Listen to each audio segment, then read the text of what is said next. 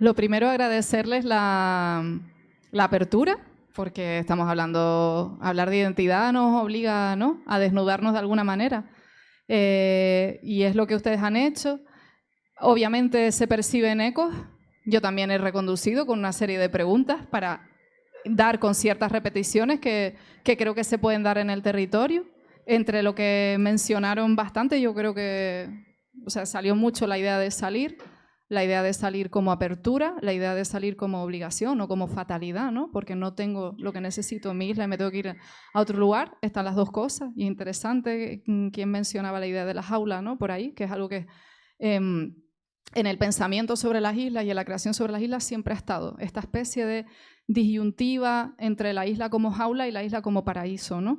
Muchas veces, desde la perspectiva continental, que la estaba mencionando antes Claire, pues un territorio insular se puede proyectar como un lugar donde yo deposito todos mis anhelos, y de ahí toda una gran tradición de mitologías de pensar las islas como lugares donde se condensa el paraíso, aunque también como lugares monstruosos, donde se condensa el mal.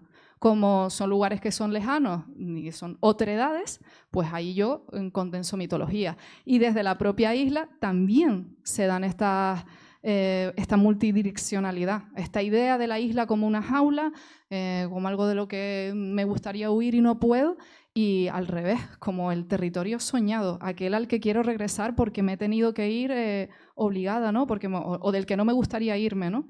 Entonces me gustaría que navegáramos estas aguas un poco contradictorias. Ya desde el principio me pareció interesante que hubo gente que se centró más en el barrio y hubo gente que adquirió una perspectiva un poco más macro, y eso es un juego que vamos a intentar hacer también, ir de lo concreto a las visiones, ¿no?, un poco más cenitales, ¿no? Entonces, les voy a lanzar una pregunta que no sé si es fácil de responder, pero me gustaría ver si alguien se atreve, así como muy rápido, ya que he encontrado elementos en común entre las personas que estaban aquí, y uno de ellos, quizá el que más se ha repetido, es como la pertenencia a este espacio, ¿no?, que podría ser Canarias, que luego me dirán, pues no, a lo mejor yo soy de mi barrio, ya veremos esta discusión, pero no me siento de ahí. Antes de eso, me gustaría saber qué piensan de esa pertenencia común que yo estoy lanzando aquí a la mayoría de las personas que están aquí, y cómo, si alguien se atreve a definirla, ¿qué sería esa identidad compartida? Colonialidad. Wow. Aquí la compañera lanzó una palabra que no sé si están familiarizados con ella, la palabra colonialidad. Es una palabra que lo que intenta es poner el acento, intentar pensar el colonialismo en una dimensión como muy amplia, no solo en la dimensión más tradicional que solemos entender, lo que es el dominio de unas naciones sobre otras porque la administran, ¿no?, y controlan su actividad económica y política, sino también como toda una estructura que es también mental, que es cultural, ¿vale? La colonialidad hace énfasis en el impacto cultural que tienen los fenómenos coloniales, de tal manera que en Canarias se vivirían, por unos procesos históricos que se han dado, las consecuencias a todos los niveles de la vida de ese suceso histórico que está mencionando la compañera.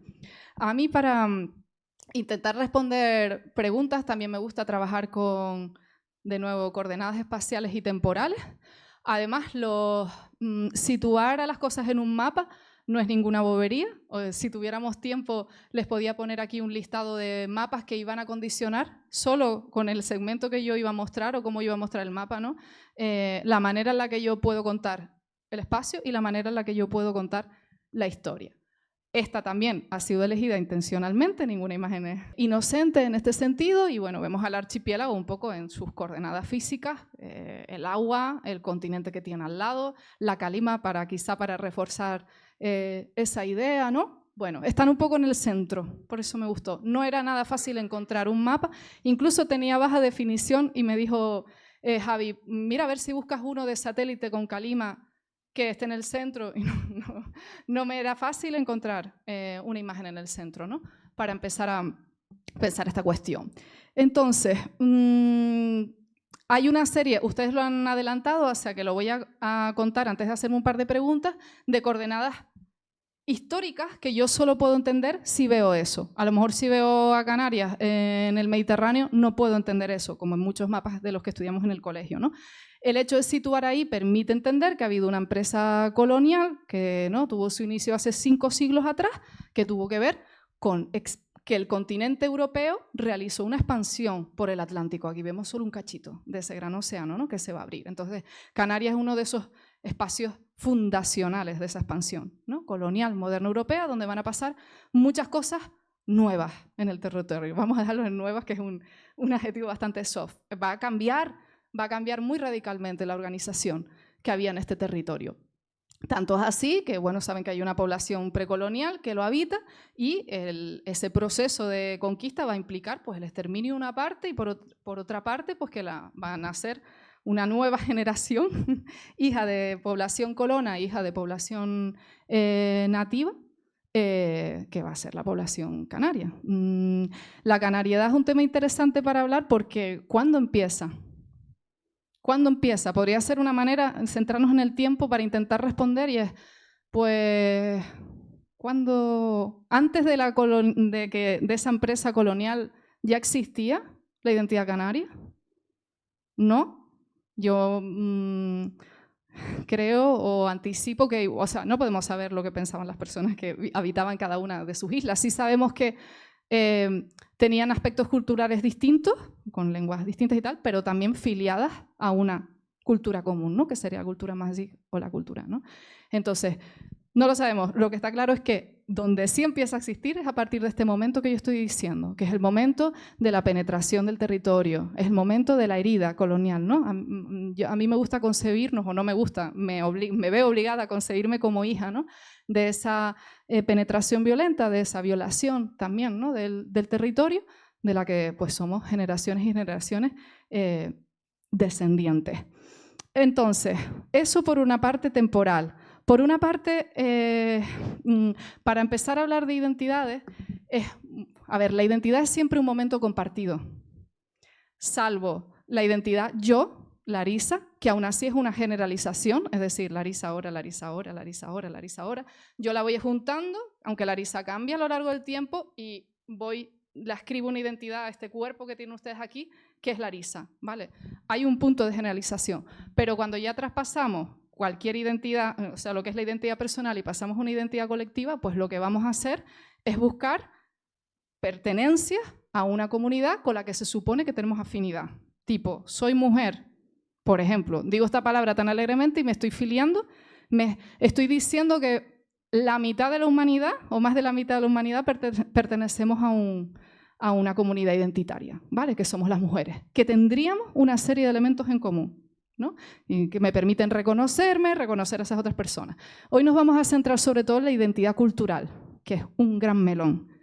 La identidad canaria sería un tipo de identidad cultural, ¿vale? Respondería que se supone que hay una serie de elementos en común entre todas las personas canarias, que habría que ver cuáles son. Entonces, a mí se me ocurre que para intentar pensar la identidad podemos ir a un plano más macro para luego bajar. O sea, yo en mi casa decía, ¿cómo empezar a reflexionar sobre identidad?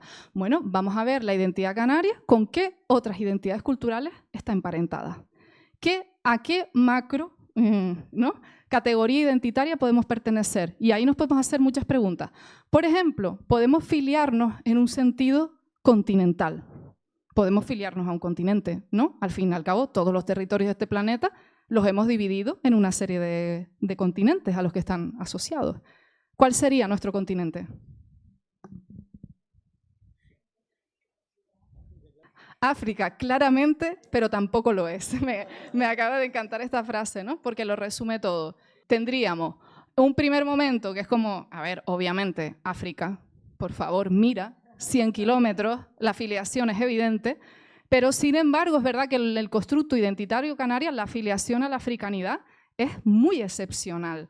Que se hable de la cultura canaria en el marco de las culturas africanas, ¿vale? Cuando vemos un tal o alguien nos habla de panafricanismo o alguien, normalmente no se habla de la cultura canaria, ¿no?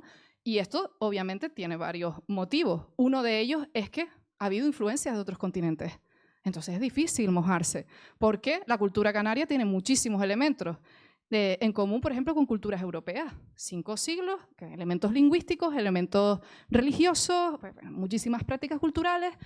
Entonces se hace complicado. Y, como decía el compañero por ahí, encima vínculos con el otro lado del Atlántico, porque resulta que en este momento de expansión colonial se inicia un flujo de productos, de cuerpos, de semillas, de animales, de todo, que no va a parar en 5 siglos y que va a hacer que, no sé quién, era Claire antes de la entrada, que decía, a veces me confunden, me dicen, ¿y eso que Claire es francesa? Me dicen, ¿eres cubana o eres canaria? Vale, esta situación, esto que se nos da a todas las personas canarias, esta ambigüedad, tiene que ver con que la historia, el tiempo, hace difícil situarnos en el espacio. Y aparte de esto, aparte de la múltiple influencia, también hay que tener en cuenta que la colonialidad, que es lo que mencionaba la compañera antes, nos sitúa, nos permite, es una lente que nos permite ver que todas las identidades no están flotando en el agua y una elige la que quiere y tal, sino que las identidades están en una jerarquía, ¿vale? Que podemos llamar jerarquía ontológica, una jerarquía del ser. Está muy definido desde la expansión colonial moderna europea, que lo que tuvo esta expansión colonial, pues las expansiones coloniales existen desde el inicio de las civilizaciones, es el alcance brutal que tuvo, ¿no? No había recodo casi prácticamente a donde no llegara este modelo de organización socioeconómica y el imaginario que lo acompañaba. Y según este imaginario, lo africano está en un lugar muy deshonroso de la jerarquía ontológica. Entonces no es una afiliación que la gente suele reclamar porque supone autosituarte en un lugar desventajoso en la jerarquía ontológica. Hemos dicho y nos retrotraemos que hay un momento en el que nace la canariedad. La canariedad para mí nace en el momento en el que el marcador de lo indígena desaparece. Yo no te identifico ya más como natural indígena y ya te identifico como canario, que es el producto de la descendencia, que eso no es un momento justo, no fue el 14 de abril de... No. Eso es una transición, hay una sociedad muy criollizada viviendo en las ciudades y saben que hay personas alzadas manteniendo sus tradiciones en los lugares más aislados. O sea que es un lugar, no es un proceso histórico que se dé, ¿no?, de una manera como coherente.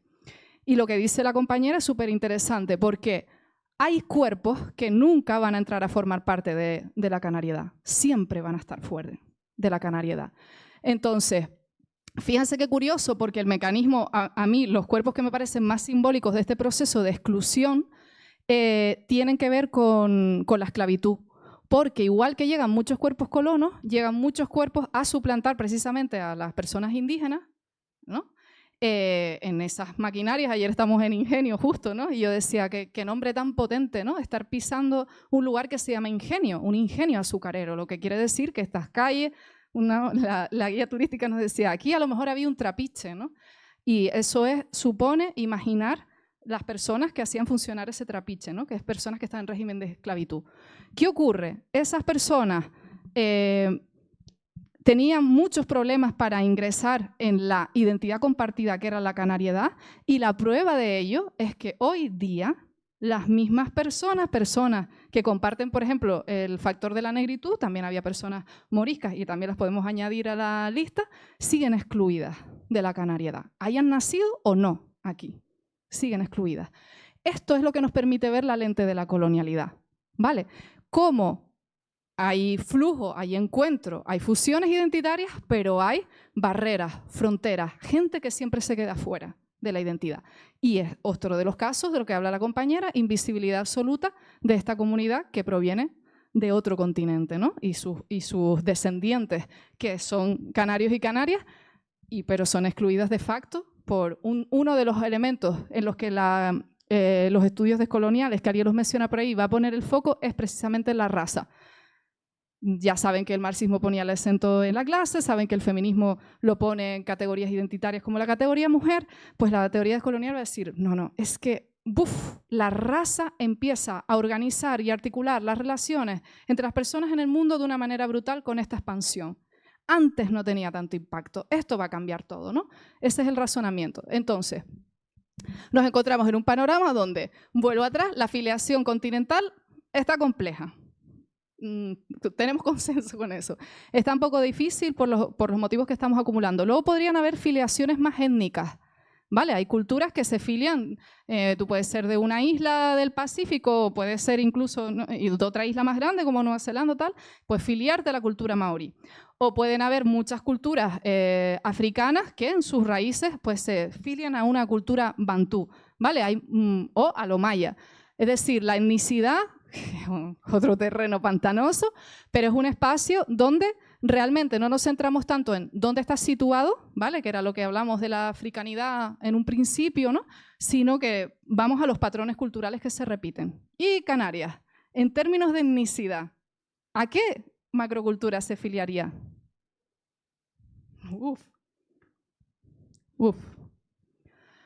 Podríamos pensar que la etnicidad más marcada que ha habido en el territorio es la etnicidad Amazigh.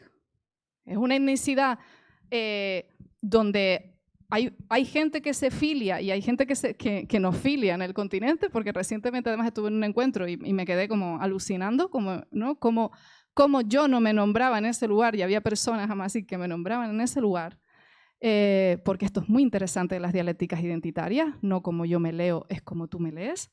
Y entonces pues está esta historia de que hay una pertenencia que es claramente originaria Amazigh y hay pervivencias de los elementos Amazigh, pero también hay tantas diferencias dentro de lo que es el mundo Amazigh que, ¿no? Podríamos decir, bueno, pero es que nada, pero es que no la religión, pero ni la lengua. Que hay personas en el mundo Amazigh que te dicen, bueno, pero nosotros también tenemos diferentes espiritualidades y diferentes lenguas. Eso no debería ser obstáculo para pensarlo, ¿no? Una etnicidad compartida. Complicado. Yo lo dejo por ahí, digo porque Amazigh me parece como el marcador de etnicidad como más evidente, ¿no? Como más claro. Luego ya otro tipo de filiaciones, si a usted se le ocurre, más macro, son complicadas. Pero esta como mínimo tiene sus obstáculos. Además, tanto la africana como la Amazigh tienen una doble direccionalidad que es como interesante. Es decir, cuando yo me filio como africana, de alguna manera desafío la herencia de la colonialidad. ¿No? Esa herencia racista. Yo sí, soy una cultura africana. ¿Qué requisito no cumplo de ser una cultura africana? A ver, ¿cuál es el requisito de ser una cultura africana? ¿Hay alguno? ¿No? Religioso, lingüístico. Sería absurdo, ¿no? Pues un continente muy grande con multitud de lenguas y religiones. Pero sí es verdad que donde puede entrar en colapso ese reclamo es con otras personas que se nombran africanas queriendo significar una pertenencia política concreta que tiene que ver, por ejemplo, con la negritud y con la discriminación racial. Entonces, cuando yo llego a ese espacio y te digo, yo soy africana, y aquel me dice, ¿tú qué vas a ser africana? Tú no tienes ni idea de lo que es ser africana, con tu pasaporte, yendo por Europa, ¿no? ¿Qué es eso de ser africana?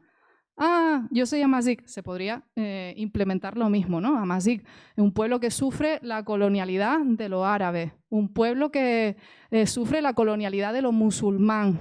¿En qué sentido eres tú Amazigh? Si no te discriminan por musulmán, Porque identidad y privilegio y opresión son dos cosas que ya tenemos que poner sobre la mesa en esta conversación. Es decir, que nombrarnos tiene una dimensión política, siempre, aunque no queramos, aunque no nos guste. Cuando digo soy africana, cuando dejo de decirlo, cuando digo estoy haciendo política. Y no es fácil saber cómo posicionarse. Y después podríamos tener la afiliación nacional, que es algo que tiene mucho que ver con la identidad. Los estados-nación se fundaron con la idea de que hay una pertenencia compartida, ¿vale? Una identidad cultural y un territorio, es una idea ¿no? muy europea, muy del romanticismo, y dentro de ese territorio las personas tienen una homogeneidad cultural. Entonces, nuestra pertenencia nacional oficial es la española. ¿Qué ocurre con la pertenencia española?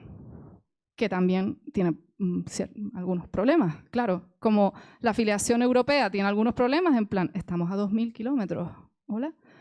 La afiliación española también tiene, y además, una historia como explícita, ¿no? De colonialidad. Entonces, es una afiliación que no deja de ser problemática, la afiliación nacional, en el sentido oficial, vamos a decirlo, ¿no? Pues después de problematizar todo esto, no es que yo vaya a ofrecer ninguna solución, ni mucho menos, sino que les voy a proponer mirar desde un lugar que es más fluido y menos terrestre, que es un lugar que es más acuático, que fue el que a mí, al menos, me ayudó a navegar estas aguas tan complejas ¿no? Que son las de la colonialidad. Y voy a empezar situándome en el barranco de Guayadeque. A mí me gusta mucho ir a los barrancos los fines de semana en búsqueda de dos cosas, básicamente. Muchas veces son vestigios, restos del pasado, que esto es algo que yo creo que tiene su simbolismo, y muchas veces agua. Agua, obsesión por el agua. No sé si estos son dos pulsiones compartidas y aquí nos formamos una identidad compartida, ¿no? Dos repeticiones de la canariedad, pero esa búsqueda del agua, ¿no? De la que hablaremos sobre todo en la sesión 3, vamos a profundizar. Y un señor, yo me quería meter por un risco, porque me habían dicho que había unas cuevas y no sé qué, y un señor me dijo, cuidado, para subir ahí hay que ser criolla. Y yo dije, ¿qué? Nunca me habían dicho esa expresión. El señor obviamente quería poner el acento en esta palabra para hablar yo entiendo que me está diciendo tienes que ser oriunda del lugar, tienes que conocer el risco, tienes que haber crecido aquí, como yo, ¿no? Tienes que ser de este lugar propio. Y eso me despertó, me despertó sobre todo como la frescura de un término que yo lo tenía allí como un poco aparcado, que a mí me había servido para navegar las aguas identitarias canarias, que es la criollidad, ¿vale? Este término les sonará, es un término muy polisémico, se reapropia desde lugares distintos, pero lo que viene a poner sobre la mesa en casi todos los casos es que hay un componente de mezcla, ¿vale? De impureza. Yo la palabra criolla en Canarias solo la he oído para referir a las argollas típicas, y este señor que me lo dijo, no suele ser una palabra muy habitual. Y saben que es una palabra que tiene una connotación en el continente, en América, que a partir de ahora lo voy a llamar aviala, que es un término que se usa por muchas personas en Latinoamérica que están hartas de que les llamen con el nombre de un señor, que era Américo Vespucho, y no quieren llevar el nombre de un señor y retoman un término precolonial. Bueno, sí. Creo que es aymara, sí. No es un término compartido ni mucho menos por toda Aviala, sino que está ubicado más o menos en las zonas donde estará compartido por otras etnias, no solo la etnia aymara, pero que no es transcultural, pero sí que se ha vuelto políticamente, por eso hablamos de la identidad como estrategia política. Mucha gente ha empezado, aunque no sea aymara, a nombrarse a Aviala, ¿vale? Aunque no tenga esa afiliación, porque tiene un poder descolonizante, ¿no? De combatir la colonialidad. Entonces, ¿qué estaba diciendo yo? Que es un término que lo criollo se utiliza, sobre todo, se utilizaba para referir a la persona descendiente de colonos, ¿no? Tiene una connotación de blanquitud fuerte, ¿no? Lo que pasa que en el Caribe, que es un lugar donde yo estuve porque me tuve que ir y me quise ir, es una mezcla. No podía desarrollar ciertas cosas que quería ir, pero también tuve el privilegio de irme, que había gente, ¿no? A abrir mente, que es una cosa que salió. Empecé a navegar las aguas del Caribe, que es un espejo tradicional. No soy yo la primera pensadora ni creadora canaria que ha navegado las aguas del Caribe, seguro que ustedes también, a mirar en ese espejo, donde había una serie de propuestas que tenían muchísimo que ver con poner el acento en dos cosas. La realidad, o tres cosas. El océano, las realidades archipelágicas y la realidad insular. Es decir, que todo este debate que teníamos del enfoque macro, que sí que continente, que sí que macro, esta gente empezó a pensarse desde un lugar muchísimo más situado, esta gente me refiero, creadores, pensadores del Caribe, desde un lugar mucho más situado, que es la isla, intentando hablar. ¿Y por qué digo intentando hablar? Porque lo que se conoce como pensamiento postcolonial, no sé cuán familiarizados esté, es un movimiento que tiene básicamente que ver con una pregunta que planteó una pensadora postcolonial india, Gayatri Spivak, que es, ¿puede el subalterno hablar? Y estas generaciones empiezan a decir, ¿cómo hablo yo? A ver, hablar puedo hablar, hola, ¿qué tal? ¿Cómo estás? Pero ¿cómo hablo yo si mi lengua es la del colono? Pero no solo mi lengua, mi cosmovisión, que además está atada a mi lengua, es la del colono. ¿Estoy pensando yo o estoy pensando a través de los ojos del colonizador? ¿Me estoy viendo desde una mirada ¿no? que me exotiza, que me alteriza? ¿Cómo puedo? Y empiezan a hacer un movimiento de desvestirse de todos esos ropajes coloniales e intentar mirar desde su lugar. Y el lugar va a tener mucho que ver con el territorio, porque en los territorios coloniales no tenemos historia. La historia con mayúsculas está en Europa. Aquí somos residuos, copias. No puedes erigir una identidad muy fuerte basándote en la historia con mayúsculas, y el territorio se vuelve algo súper potente en las creaciones postcoloniales. La isla, mi propio medio, mi clima, las plantas, los animales que me acompañan, todo esto, si ustedes miran la poesía, si ustedes miran las creaciones cinematográficas y si ustedes miran la filosofía, va a estar, o eso es al menos lo que yo encontré en ese navegar aguas del Caribe. ¿Y por qué les puse este mapa? Que casi siempre lo traigo, ¿no? Porque me resulta muy elocuente sobre varias cosas. Primero, cómo los espacios están intercontinentados. Así que el océano, que se ha concebido normalmente como un espacio aislante, estás aislada en la isla. ¿Estás en la jaula? No. El mar resulta que es un espacio de comunicación.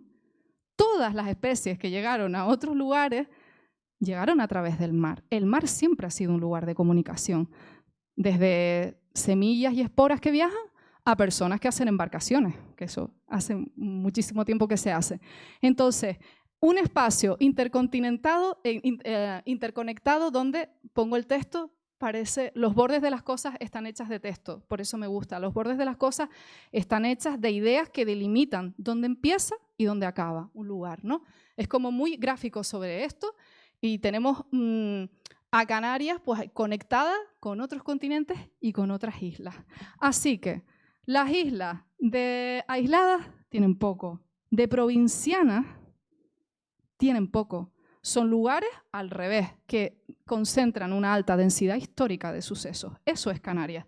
Sin embargo, la colonialidad tiene un enfoque continental que te hace creer que vienes de un lugar pequeño o que vienes de un lugar sin historia, cuando en realidad tienes un espacio que condensa fuertemente la historia. A mí me gusta mucho la metáfora de las putas del océano para hablar de esto. ¿Por qué utilizo esto, además de manera provocativa? Porque las putas es ese lugar, la isla es ese lugar al que todo el mundo llega, donde todo el mundo tiene derecho de, ese lugar que es penetrado, ¿no? Ese lugar de marineros de todos los puertos, el que estaban hablando, ¿no? Ese es algo que representa la isla. Y ese lugar que no habla, nadie escucha. Es un lugar abyecto y es un lugar que no emite discurso hasta hace poco. Por eso me inspiré en los feminismos, ¿no? Hecho por trabajadoras sexuales. O sea, estamos viviendo un momento en el feminismo en que de repente alguien que estaba ausente de la discusión empieza a hablar. Y eso es tremendamente poderoso. La puta, la isla pasa de musa, porque también es musa, da igual si es adyecto, la alterización siempre es un proceso bidireccional. Yo te idealizo o yo te monstruizo, como se diga, y da lo mismo. Puedo idealizarte mucho que luego viene la cara B, porque isleños somos guay, seductores, chachis, divertidos, pero tontos, no sabemos desarrollarnos, un poco intuitivos, casi violentos, no se nos da esto del pensamiento. Entonces, es como siempre una doble vía. Y me gusta esta idea de que la musa, o que es la puta, es la misma, la que yo pinto, la que pintan los pintores en el cuadro, de repente empieza a hablar. Ese es el momento postcolonial, ¿no? Ese es el momento descolonial donde empieza a emitir discurso. Y en eso han estado incontables generaciones, porque esto no es ningún movimiento de vanguardia, siempre la isla intenta hablar desde sí misma y seguimos nosotras en el intento de buscar el centro, que es lo que proponen los compañeros con este programa, ¿no? ¿Cómo buscar ese centro? Y a mí me parece que para hablar de identidad, la manera más fácil casi siempre es buscar los espejos. Casi siempre no hay otra. No hay otra, porque la identidad solo puede ser algo que yo construyo porque creo que hay algo que se comparte y que se repite. Me miro en ti, me miro en ti, me miro en ti. O en un espacio archipelágico, Canarias se mira en otros espacios archipelágicos, que fue lo que a mí me ayudó. Ver cómo en el Caribe se habían leído con términos como la criollización de Glissant, que es un filósofo de la isla de Martinica, que hablaba de cómo la identidad no se puede tomar como un producto. Eso es una herencia colonial y continental. La identidad es un proceso. La identidad no acaba. Estas personas coreanas forman parte de la canariedad. Y vendrán otras personas a formar parte de la canariedad. No es un producto cerrado, está abierto. Y el océano servía para pensar eso. Estaría horas, no podemos, lamentablemente no podemos, porque yo estaría horas hablándoles de la cantidad de voces que han teorizado el mar como un espacio de fluidez donde no cabe lógicas continentales, estancas, binarias, y han utilizado otras metáforas, la corriente, el ritmo, el compás, ¿vale? Hablando también de las músicas propias, cosas que tienen que ver con el movimiento y, en general, pues todas estas teorías que lo que ponen sobre la mesa también es que en estos procesos hay una parte que no está contada y el mar nos sirve para contar la otra cara de la historia. Por ejemplo, Derek Walcott, que es un poeta de Santa Lucía, llamaba al Atlántico That Great Vault, este gran cementerio o tumba, ¿no? Bueno, claro, todas las poblaciones afrodescendientes que cruzaron el Atlántico para hacer funcionar la maquinaria socioeconómica del Caribe están debajo de las aguas. Y yo lo leo y digo, wow, el cementerio está todavía, lo tenemos aquí. En nuestras aguas seguimos teniendo cementerio. Así que poner el acento en el agua no solo nos lleva a una visión fluida, que es una visión, lo hablamos con los compañeros, que me preocupa, ¿no? Porque hay que comprender la fluidez, pero hay que comprender que la vida no es fluida, que las identidades tienen muchos problemas para fluir, porque ese problema es precisamente los límites que impone la colonialidad, ¿vale? Les voy a pedir el vídeo, esta persona no lo sabe, pero el vídeo, una de las autores es Daniasa Curvelo y Celeste González, y se llama Sirenas del Piercing. Y les voy a pedir que hagamos un ejercicio autoetnográfico, es decir, les voy a pedir que veamos unos minutos, no lo voy a poner entero, y les voy a, quienes tengan para escribir y quien no, les reparto hojas y boli, y les voy a pedir que condensen en un par de frases lo que sintieron, ¿vale? Y luego ya vemos qué hacemos con eso, ¿vale? Hay una cosa que salió desde que lo dijo Marta, nombró como lo monstruoso y lo abyecto, que a mí me interesa mucho. O sea, me interesan las cosas que están entre categorías. Gloria Anzaldúa, que es una feminista chicana, hablaba de el crossroad, la encrucijada, como una manera muy operativa para hablar de la identidad, ¿vale? Como un lugar donde se encuentran varias cosas, o el in-between, lo que está entre dos cosas, ¿no? Muchas veces los monstruos son eso, ¿no? Cosas que tienen parte y parte de otra cosa, medio humano, medio sirena, por ejemplo, sería una de nuestras ensoñaciones mitológicas más ancestrales, que es la que las compañeras eligieron. Los monstruos pueblan el imaginario de Canarias. El más mítico quizá, o la idea que a mí se me viene mucho, es donde el monstruo se funde con la isla, que es San Borondón, que muchas de las... San Borondón también es una leyenda muy transcultural, se supone que es de origen celta, ¿no? Como que un monje, San Brandán, que iba y encontraba una isla, pero luego la isla era pues la isla ballena. Eso es un mito hipertranscultural, por lo que yo he investigado, ¿no? O la isla pez, que desaparece y aparece, ¿no? Por eso dejamos de ver San Borondón, ¿no? Porque se oculta bajo las aguas, ¿no? Entonces, la propia isla, para mí, en estos mitos ya aparece como ese lugar lejano donde yo deposito una carga, ¿no? De mitología, de sueño, y donde aparece lo monstruoso. Y esta es una parte que a mí me interesaba mucho, y en particular de los transfeminismos, o el tema de las identidades trans y el pensamiento que estaban produciendo, me parecía muy elocuente para complementar esta idea de la criollización. La criollización pone el acento en un constructo cultural que es la raza. Digo constructo cultural porque precisamente lo que hacen las propuestas descoloniales es decir, bueno, la raza no tiene un correlato biológico, obviamente, es una manera de clasificar los cuerpos y una manera con unos intereses concretos, ¿no? Entonces se hizo en función de unos intereses para que unos cuerpos, para justificar ontológica y moralmente el dominio de unas personas sobre otras, ¿no? Y me parece que hemos impensado el tema del sexo y del género en este campo, porque también es un constructo que se utiliza para justificar el dominio sobre otros cuerpos. Es decir, yo cuando creo esa categoría que es la identidad mujer y hay una serie de ascripciones que se asocian a la feminidad, que podemos hacer una lluvia de ideas, pero no nos da tiempo, pero seguro que va a haber consenso con lo que está, ¿no? Que tiene que ver con la intuición, con la sensibilidad, con la suavidad, con la falta de intelecto. Todas estas cosas son las mismas que asociamos a las personas colonizadas en general. A veces por exceso, a veces por defecto. A veces están hipersexualizadas, ámbito de lo negro. A veces están infrasexualizadas, ámbito de lo asiático. Pero lo importante es justificar tu dominio, tu tutorización. Y sobre todo, falta de intelecto. Esta persona no puede gobernarse por sí misma, luego yo vengo, ¿no? Esa justificación ontológica que se hace. Entonces, en la isla encuentro yo que se da ese espacio donde se depositan mitologías para justificar las intervenciones del gran pensamiento continental. Que el pensamiento continental es un pensamiento, sobre todo, binario. Una cosa o la otra, que no dual, que esto es todo un tema de discusión, lo podemos ampliar, pero binario. Y me parece que los transfeminismos nos aportaron al feminismo toda una visión que nos permitía entender cómo la identidad, también la sexual, es un constructo que excluye, ¿no? O que no nos deja ver la infinitud de trasvases, la infinitud de lo que estábamos hablando para la identidad cultural.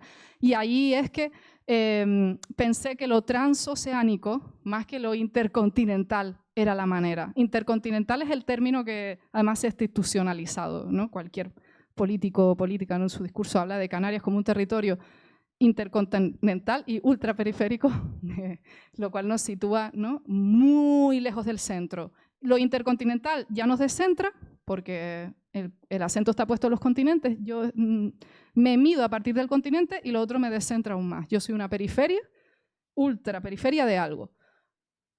Quizá el agua y el océano nos dota de la capacidad de ponernos en centro. Y este enfoque no intercontinental, ni interoceánico, transoceánico, porque todos los océanos están conectados, y si lo piensan bien, en este mundo todos son islas. No hay nada que no sea una isla. No hay nada que no esté rodeado por agua en este planeta.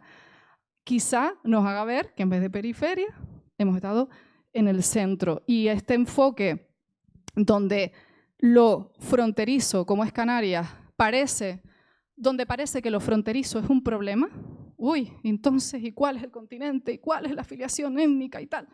Desaparece y desde un enfoque oceánico, desde un enfoque más acuático, deja de ser un problema. Desde un enfoque transoceánico, lo fronterizo tiene entidad, es concreto, como Canarias, que por cierto, hablamos de que hay mucha dificultad para definirlo, y Canarias, vaya que hay pertenencias culturales difíciles de definir porque no puedes ubicarlas ni siquiera en el espacio, y nosotros tenemos el límite del agua como para definir. Lo que pasa aquí dentro es canariedad. Luego ya vamos a entrar en qué patrones y qué contradicciones, ¿no? Qué violencia y qué enfrentamientos, pero tenemos un punto de partida que es el espacio, que es súper potente. Entonces, mi invitación en esta primera sesión es intentar coger ese enfoque criollizante, ese enfoque transgenérico, ¿vale? Que nos habla de que precisamente aquello que es fronterizo, al contrario, es algo concreto, es algo delimitado, es una identidad con la misma, no por ser impura, que criollo tiene esa connotación, la identidad es menos identidad. De hecho, quizá nos preserva de muchas violencias no estar en uno de esos binarios sentada cómodamente, ¿no? En tu gran trono pues, continental, en tu gran trono cis, ¿vale? Cis es un término que se utiliza para referir a las personas que no somos trans. En ese trono, que es tan cómodo, es un trono que también es violento, ¿no? Que de alguna manera mata la posibilidad de poner el acento en nuestra infinitud y en nuestros trasvases, ¿no? Esa sería un poco la invitación del pensar transoceánico, y doy la entrada a la siguiente sesión, que vamos a intentar pasar de este enfoque así como más macro, de aguas que se mueven, que conectan unos lugares con otros, de trasvases y de violencias que impiden, ¿no? Y de fronteras que son muy violentas, a pensar en la isla en concreto. Y ya les contará Pablo Esteves, que es un pensador de Tenerife, él es antropólogo de formación y nos va a traer una manera muy particular de intentar aproximarnos desde un lugar más poroso, más fluido, a la otra parte de la isla o la cara oculta de la isla o la parte monstruosa de la isla.